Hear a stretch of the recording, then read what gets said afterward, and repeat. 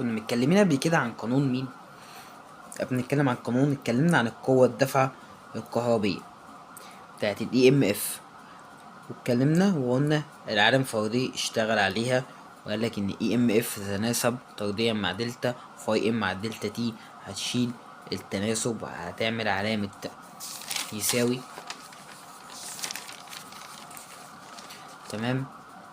وعندك وهتحط الايه كونستانت الثابت، والثابت عندنا واحد، وهنزل ايه عدد اللفات كمان عشان تتناسب معاها طرديا، وهخليها فوق. وده القانون اللي احنا حطيناه. تمام. وقلنا فيه اشارة سالبة، اتكلمنا على الاشارة السالبة ما في الكفاية. اخر حاجة وصلنا لها هنا قلنا دوت شبيه لقانون نيوتن التالت. طب ازاي؟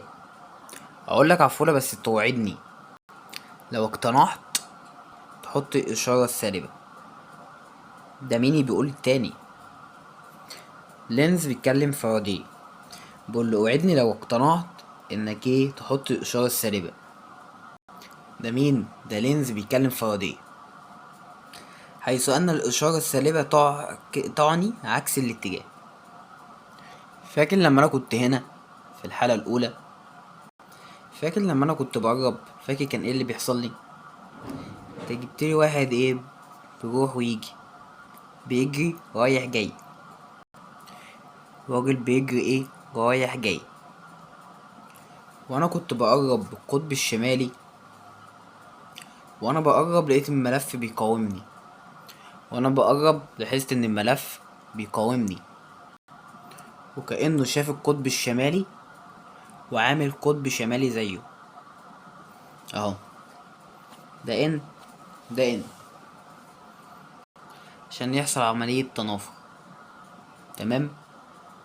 انا برسمها من اول وجديد، راجل بيجي رايح جاي عند التقريب، لاحظت لاحظت ان الملف بيقاومني. ده قطب شمالي، فاصبح عندي ده كمان قطب شمالي، فحصل تنافر. بكلامي موحد عند التقريب، لاحظت ان الملف بيقاومني كأنه شايف القطب الشمالي وعمل قطب شمالي هو كمان ده الملف عشان يحصل تنافر. فدي ساعتها قاعد ساكت وبيسمع الكلام، بدأ يقتنع بالكلام. تعال بقى نروح للحالة التانية. تمام. لما انت كنت بتبعد، عاوز افهم ايه اللي حصل. حسيت ان الملف بيجذبني. في الحالة التانية عند الابعاد حسيت ان الملف ان الملف بيبعدني، بيجذبني او بيشدني، وكأنه عامل قطب مخالف ليا، قطب جنوبي. عمل تجاذب. يعني انا كنت ببعد بالقطب الشمالي، صح؟ تاني الحتة دي، انا كنت ببعد بالقطب الشمالي، وكأنه كأنه كان بيبعد، كأنه عمل قطب جنوبي. شبه موجود عندك اهو. وبالتالي فاراداي راح نفذ كلام لينز، فراح في الحالتين. تمام.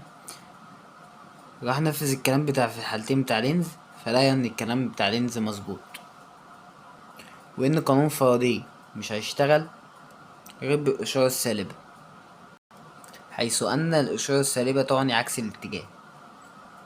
فاراداي قفل القانون واحنا داخلين على لينز.